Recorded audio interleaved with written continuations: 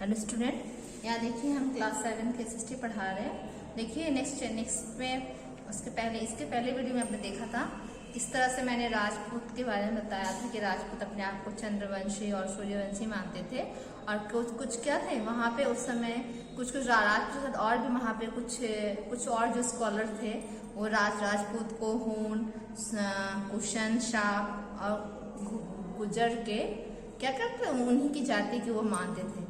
लेकिन हर्षवर्धन के डेथ के बाद क्या थे कि आपस में सब राज फाइट करने लगे। उसमें आपका जो एक मगध किंगडम था वो पूरी तरह से डिक्लाइन हो गया था। इसके बाद देखिए अब आपको पढ़ना है कि कुछ इसके बाद राजपूत के बाद यहाँ पे कुछ और भी कुछ Rajput clan such as Tomar, Chaman और चौहान, चंदेल, गढ़वाल, परमार और सोलंकी, ये सब क्या थे। फिर उन्होंने अपने साम्राज्य की स्थापना की, फिर से उन्होंने प्रॉस्पेरिटी को पाया। उसी के अनुसार आपको देखिए पाल्स पढ़ना है। पाल भी उस समय के एक साम्राज्य के संस्थापक हुए थे। The Pala were an important and powerful dynasty in eastern India. The Pala kingdom was established by Gopal, who is believed to have been elected by the people. His son Dharmapala conquered Kannauj for a period of time.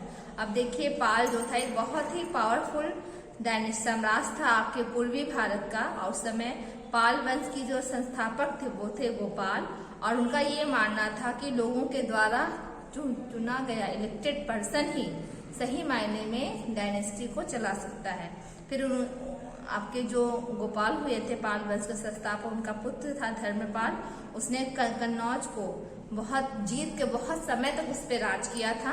The Pala kingdom spread across the entire region of present day Bihar and Bengal. Pala जो साम्राज्य था वो present day Bihar और बंगाल, उस समय के जो entire reason थे, आज के प्रेजेंट समय में बिहार और बंगाल को जाना जाता है, बंगाल और बिहार से जाना जाता है, उसी में इनका शासन चलता था। देवपाल गोपाल ग्रैंडसन, जो देवपाल था वो गोपाल का ग्रैंडसन था। Expanded the boundaries of the kingdom to include Assam. उसने अपने साम्राज्य का और विस्तार कर दिया, उसे आसाम तक फैला लिया। Odisha and some part of Nepal, उसने ओडिशा और नेपाल के कुछ हिस्सों में भी अपने साम्राज्य की विस्तार किया था।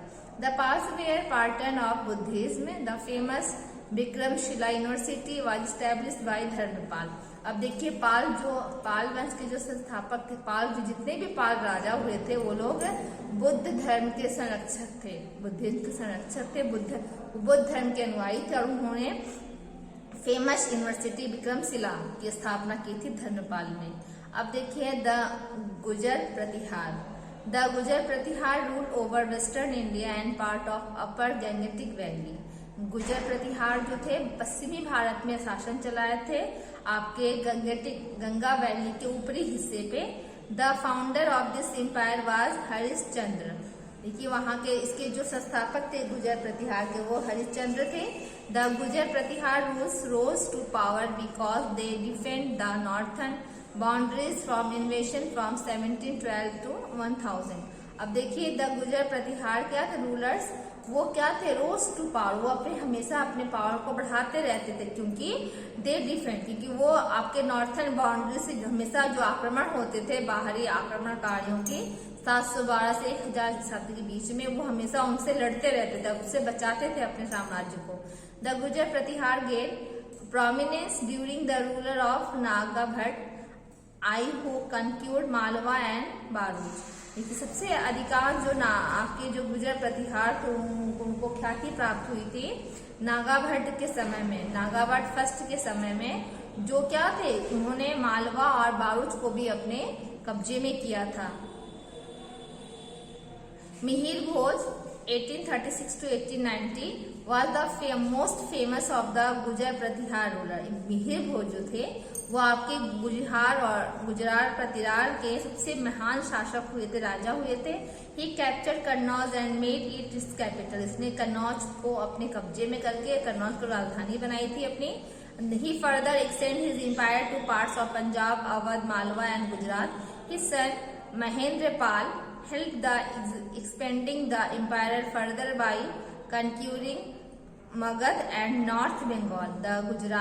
The Gujarat Pratihar declined in the 10th century with the invention of Mahmud of Ghazni. अब देखिए जो गुजरात प्रतिहार का था उसके उनके जो शासक थे उन्होंने अपने साम्राज्य को कम से कम पंजाब, अवध, मालवा और गुजरात तक फैलाया हुआ था। उनके जो लड़के थे महेंद्र पाल, वो क्या थे, उन्होंने अपने साम्राज्य का मगध, नॉर्थ में आपके conquering Magadha and north Bengal, Magadha से लेके नॉर्थ बंगाल तक पूरे साम्राज्य को फैलाया हुआ था। गुजरात प्रतिहार की जो साम्राज्य का विनाश हुआ था वो हुआ था 10वीं शताब्दी में, जब आपके महमूद अब गजनी ने आक्रमण किया था। उसी समय इनका विनाश हो गया था, इनके सारे साम्राज्य नष्ट हो गए थे। The Rashtrakuts were a powerful dynasty of Deccan region. They were Samants of the Chalukya. As the Chalukya kingdom declined, Dantidurg, the founder of the Rashtrakoot kingdom, declared his independence after overthrowing his Chalukya overlord. अब देखिए राष्ट्रकूट जो था एक बहुत ही powerful dynasty हुआ था दक्कन क्षेत्र का, और इसके जो राष्ट्रकूट जो थे वो सामंत थे चालुक्य राजाओं के राष्ट्रकूट क्या सामंत होते थे। लेकिन जब चालुक्य साम्राज्य का विनाश हुआ तो उस समय दंती दुर्ग जो था उनका सामंत था, उसने अपने साम्राज्य को राष्ट्रकूट का फाउंडर राष्ट्रकूट साम्राज्य का संस्थापक बना, और उसने पूरे अपने आप को चालुक्य राजाओं से अपने आप को क्या इंडिपेंडेंस घोषित के लिए स्वतंत्र घोषित करके उन्होंने अपना एक नया साम्राज्य स्थापित किया, और जो राष्ट्रकूट साम्राज्य के नाम से आपका जाने लगा। और देखिए ओवरथ्रोइंग चालुक्य ओवरलॉर्ड, बाद में चालुक्य को हरा के आपका दंती दुर्ग जो उन पे विजय प्राप्त किया, और वहां पे उसने वो वहां का साम्राज्य बन गया। ही performed a ritual ceremony called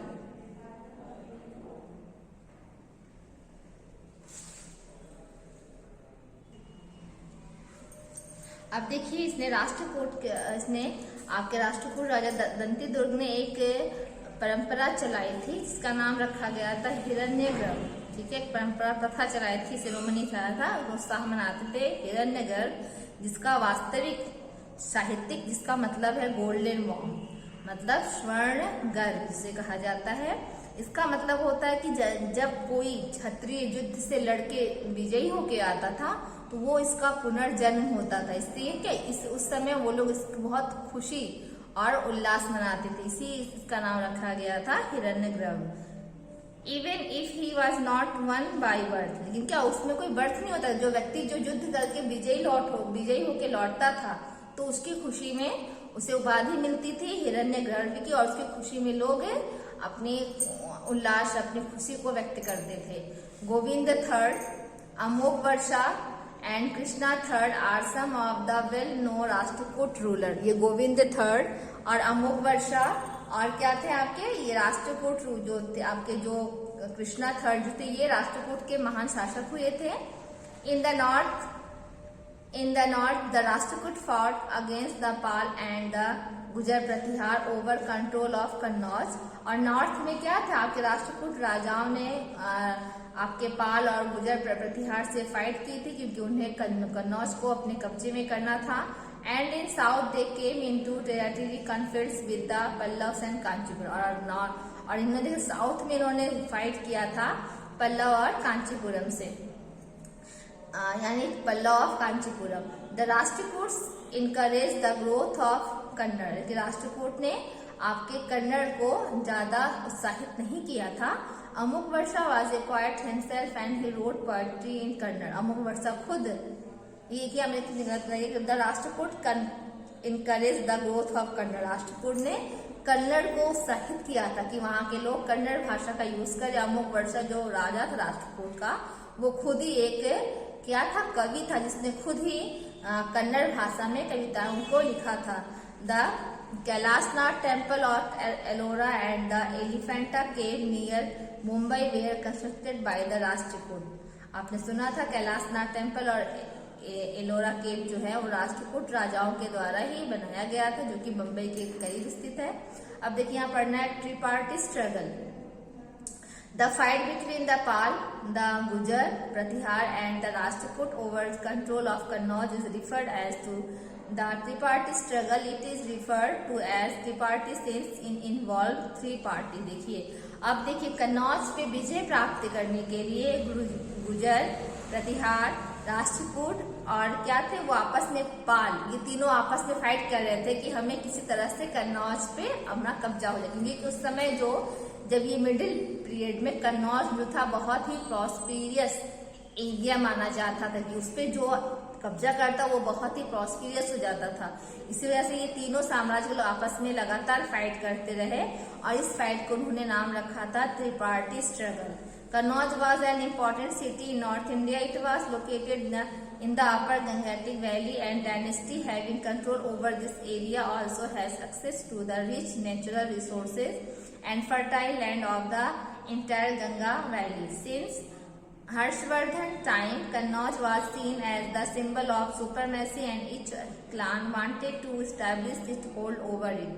This struggle, which preceded for approximately 2 centuries, weakened these three kingdoms। अब देखिए यहाँ पे अब ये कन्नौज तो था क्या था, वो उत्तरी भारत का एक आपका बहुत ही प्रसिद्ध शहर माना जाता था और ये क्या था आपके गंगेटिक वैली, आपके गंगा की घाटी का सबसे ऊपरी भाग में स्थित था और माना जाता है कि इस डायनेस्टी में यानी कि उस एरिया पे जो भी साम्राज्य शासन करता कन्नौज पे वो क्या था, एक तरफ से उसके सारी प्राकृतिक वो एरिया जो था कन्नौज का वो रिच नेचुरल रिसोर्सेज से पूरा भरा हुआ था और वहाँ की जो जमीन थी बहुत ही फर्टाइल होती थी। इसलिए क्या था वो सब चाहते थे कि हम वहाँ पे अगर वो हमारे कब्जे में आ जाएगा तो वहाँ के किसान हमें ज्यादा से ज्यादा मात्रा में टैक्स पे करेंगे।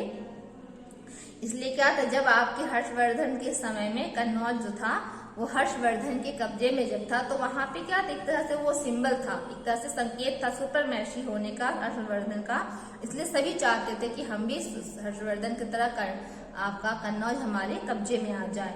इसीलिए ये तीनों पाल, गुर्जर, प्रतिहार, राष्ट्रकूट आपस में फाइट करते लगभग माना जाता है। ये युद्ध जो था त्रिपार्टी स्ट्रगल जो था लगभग 2 सेंचुरी तक चला और इसके लास्ट होते होते इस युद्ध के खत्म होते होते ये तीनों साम्राज्य एकदम बुरी तरीके से कमजोर हो गए थे और फिर यहाँ से फिर दूसरे साम्राज्य की स्थापना यहाँ पे शुरू हो जाती है।